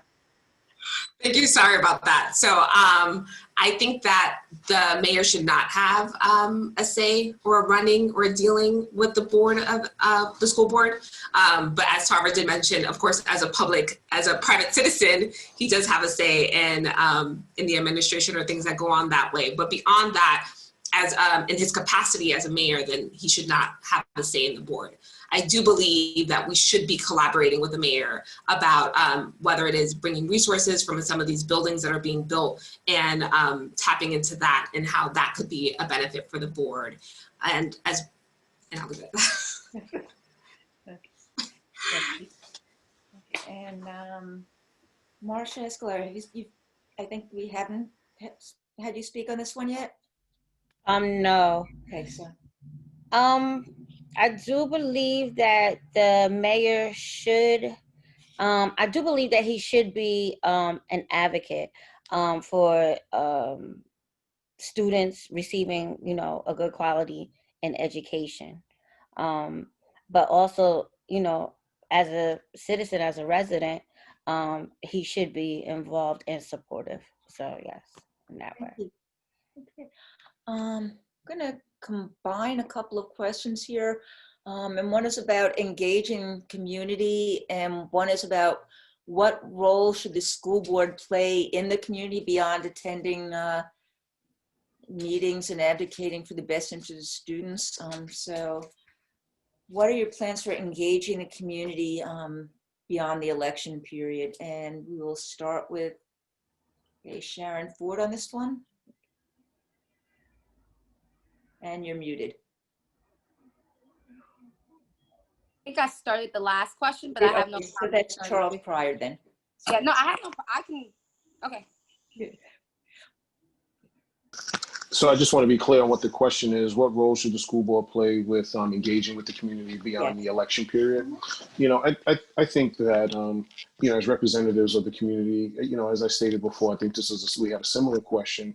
We need to do some more outreach and allow further, I'm going to say, immersion by the community into board business.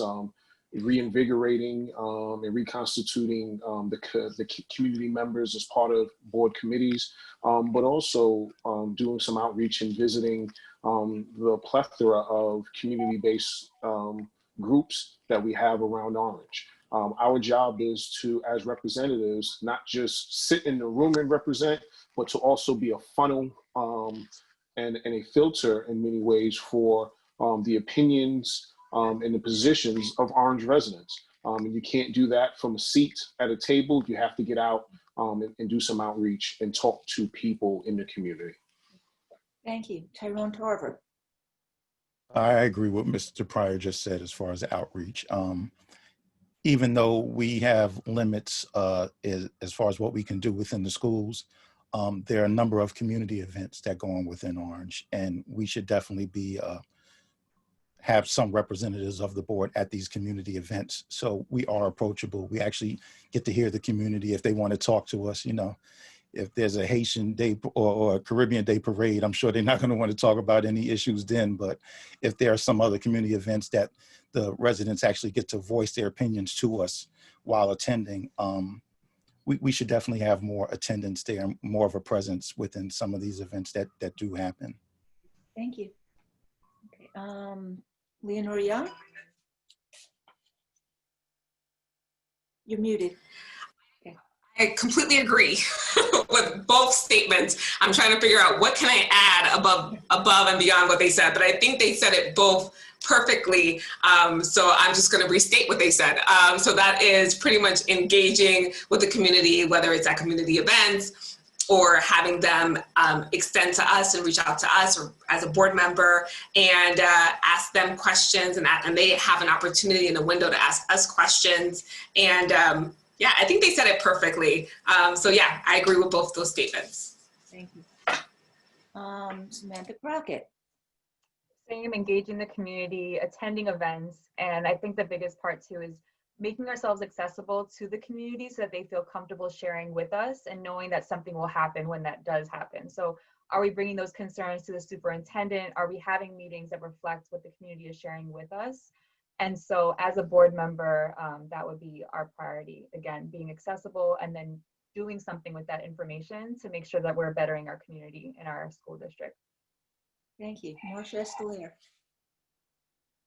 You're muted. Definitely agree to what all the candidates said.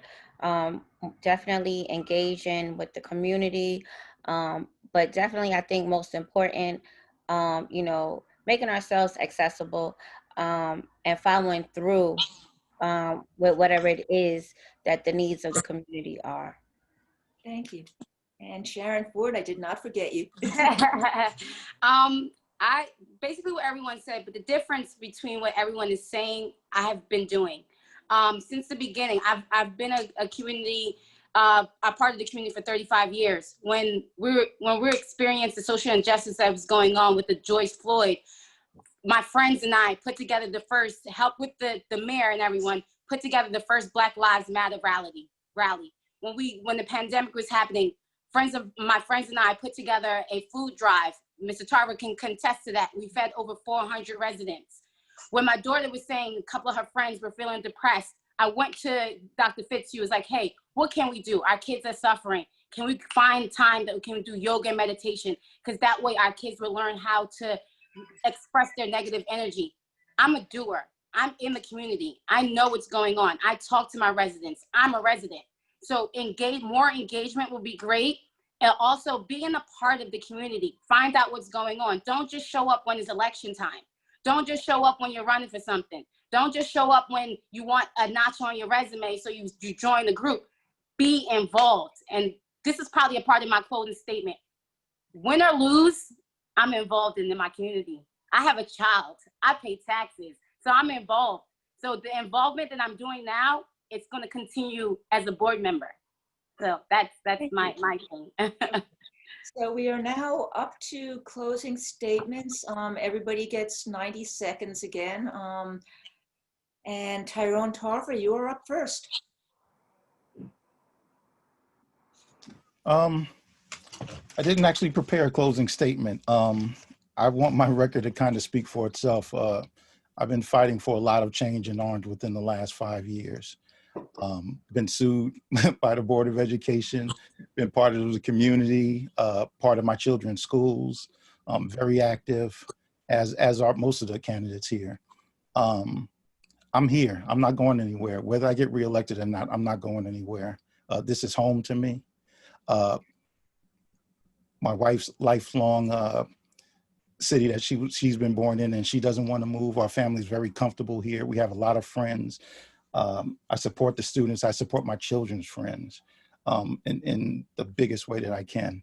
All that I was before a board member, I am as a board member now, and I will continue to be, whether I'm a board member or not, after November. So I will definitely be here. And if not on the board, I'm still going to try and support the board and nudge them when I think things are not going the right way. But again, I'm a parent. All of us, if not all of us are, with that are running. So I'll be here for my kids, your kids, rest of the candidates, and the rest of the residents as well, as far as how their tax monies are being spent. So thank you for electing me before. I hope you trust me and re-elect me again. Thank you. Thank you. Leonor Young. You're muted. Okay, there you go. So in closing, I want to thank everybody for being here. And I also want the people who are watching this to know that we showed up, the candidates here showed up because we're vested and we care about the community, and we care more importantly about the students. And in speaking about the students and considering that 40% of the student population are Hispanic, I just want to say a little something, just say a little something. So, yo me llamo Leonor Young, y yo estoy corriendo para las escuelas y quiero hablar con ustedes y decir a ustedes que yo, siendo una negra latina, soy parte de la comunidad, y yo sé que hay muchos estudiantes aquí que vinieron aquí, no hablan inglés y son las primeras personas que están hablando con sus maestros, que están hablando con ustedes, y que yo sé que hay un poquito de dificultad ahí. Y yo estoy aquí para ayudar a ustedes, hablar con ustedes, para que sepan que alguien aquí también es aquí para ustedes. So in closing, pretty much what I was saying, summing that up is, I'm a daughter of immigrant parents who came here from Cuba, and my first language was Spanish, and I had to learn English when I started the school system and navigating that space. So I completely understand, completely identify with what that looks like. And just saying that we can connect, and I'm connected to all the population in Orange, because all of our kids matter. All of the students matter, all of the teachers matter, all of the superintendent, all of us. And we're all working to make Orange better, and we're building on the legacy of that is Orange. Thank you. Samantha Crockett. Yeah, so again, thank you. I just wanted to end with just saying that education is the foundation of our community and of our kids, and we all play a part. Everyone who's here today, you guys are voting, you're just making this huge decision for our students. Our teachers, our principals, superintendent, they play a part. They're there on the ground every single day with the families. And then as board members, we also play a part. And so I just want to say that we're all in this together. As a founding principal, I founded a school in Newark, New Jersey. I have worked on recruiting top talent, retaining. I had the highest retention within our district. And I just know what it means to engage the community, to work with our students, and to outperform the state scores. And so I just want to make sure that we are doing everything that we can for our students and working with the superintendent to make sure all of our kids are college ready and are not just meeting the state, but exceeding the state standards. And so please vote for myself, for Leonor Young. We're running together, and we will do whatever it takes to get us there. Thank you. Thank you. Marsha Escalliere. I do want to say thank you to everyone that came out today and participated. And thank you to Orange Citizens Action Group for giving us this opportunity today. And for my closing, I didn't prepare one, but I would like to say that as a long life professional person who have worked with children, disadvantaged children in residential programs, I've also worked with children through mental health under Rutgers University Behavioral Health, and I cover the entire Essex County, and I have did plenty of services in Orange. Our children are definitely in need of support during this time. So like, you know, we stated earlier, win or lose, I'm still going to be here. As you can see, I have a little one. Okay, so I have to invest in his education and all of our children's education for the better. Also, you know, once again, it takes all of us and it takes everybody to be committed to do this job in order for our children to be successful. So once again, thank you to everyone and support me and my running mate, Marsha Escalliere and Sharon Forde, 8I, 9I, our kids matter. Thank you. Thank you. And Sharon Forde, you are next. So my closing statement is very to the point. I want to thank everyone. I want to thank Leonor. I want to thank Samantha, Tyrone, Marsha, my running mate, my honey bun. I would like to thank the Citizen Action Network. I would like to thank Mr. Charles Pryor. I just want to thank everyone for coming out today. You could have been anywhere in the world, but you were here with us. So we appreciate that. I just want everyone to know that we're all here for the children. Because like myself and my running mate said, at the end of the day, our kids matter. So if I'm not the person that you would want to go with, you have 6 other people here that are so qualified and so ready to take on that fight for our kids. Because Orange, for my opening statement, Orange need representatives who have their ideas at heart. They're going to support them. They're going to be there to protect them. They're going to fight for their kids. They're going to make sure that our kids have the resources that they need. So this, between now and November 3rd, I want you guys to write down all your pros and cons and pick the right person, because at the end of the day, our kids matter. But if you're going to choose 2 people, Sharon Forde, 8I, and Marsha Escalliere, 9I, because our kids matter. Thank you, guys. Thank you. And Charles Pryor, you are next. Well, you know, thank you to the Orange Citizens Action Group, and thank you to the fellow candidates. It takes an incredible amount of vulnerability, commitment, humility, and confidence to show up in this type of space during a pandemic, and especially commitment on a Saturday afternoon. You know, my hat's off to you all. I think you did an astounding and phenomenal job. You know, my closing argument is about application. Applying our best selves to the work. As I said, you know, I've been a math teacher in middle school, a professor of African American studies. I currently sit as a vice president for a community college, and I've been a basketball coach and after school program director. But my best self, the way that I apply myself as the best me, is as a dad. I have a 6-year-old, I have an 18-year-old, and while I've invested 24 years of my life in education, how I show up as a parent is most important to me. And for me, as a representative of the city of Orange, that's going to be near and dear in how I show up and make sure that the citizens of Orange have an opportunity to show up as parents, as residents, and as community members, as we continue to make great strides and improve Orange, because that's why we're all here. And that's what you heard frequently inculcated here today from, I think, all of the candidates is we want to see Orange improve. We want to see a further investment in Orange. But more importantly, we believe that the greatest investment that you can make is in our children and in their future. So thank you. I hope, of course, that you'll vote for me on line 4I. But I'm proud to share this virtual podium with the individuals here today. Thank you. Okay, I'm going to let my T-shirt have sort of the last word. It's the 100th anniversary of women's suffrage, and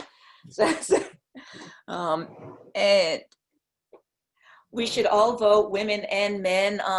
And there is civic engagement is really important. It is a lack of civic engagement that has gotten us where we are now. Thank you to all the candidates for showing up and being prepared. It's nice to have tough choices to make about who to vote for in this election. Thank you to Laura Rindlaub, who has managed to do an awesome job as tech while taking care of her youngest. Thank you to my husband, Tony Johnson, for being timekeeper. Orange Citizen Action Group will be, we will continue to be involved in community issues. We're looking at the library. We're looking at taxes and all of these giveaways to developers. We need more people to get involved so we can get, because it doesn't take that many people working on a single issue to make a difference. It took 10 of us, these many, to change to an elected school board from an appointed one. And that was despite the active opposition of the former school board and council. We had to defend lawsuits to do this. But we beat the lawsuit. We won in the appellate division as well. And now we have, with this election on November 3rd, every single member of the school board will be an elected member.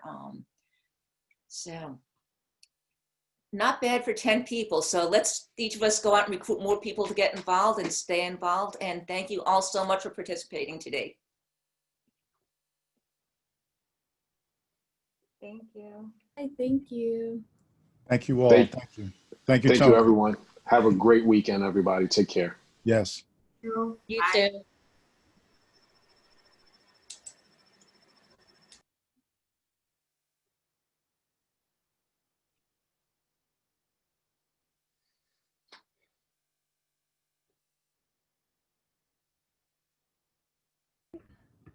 I'm gonna wrap it up. Thank you everyone for attending. Oh, Thank you. look at that.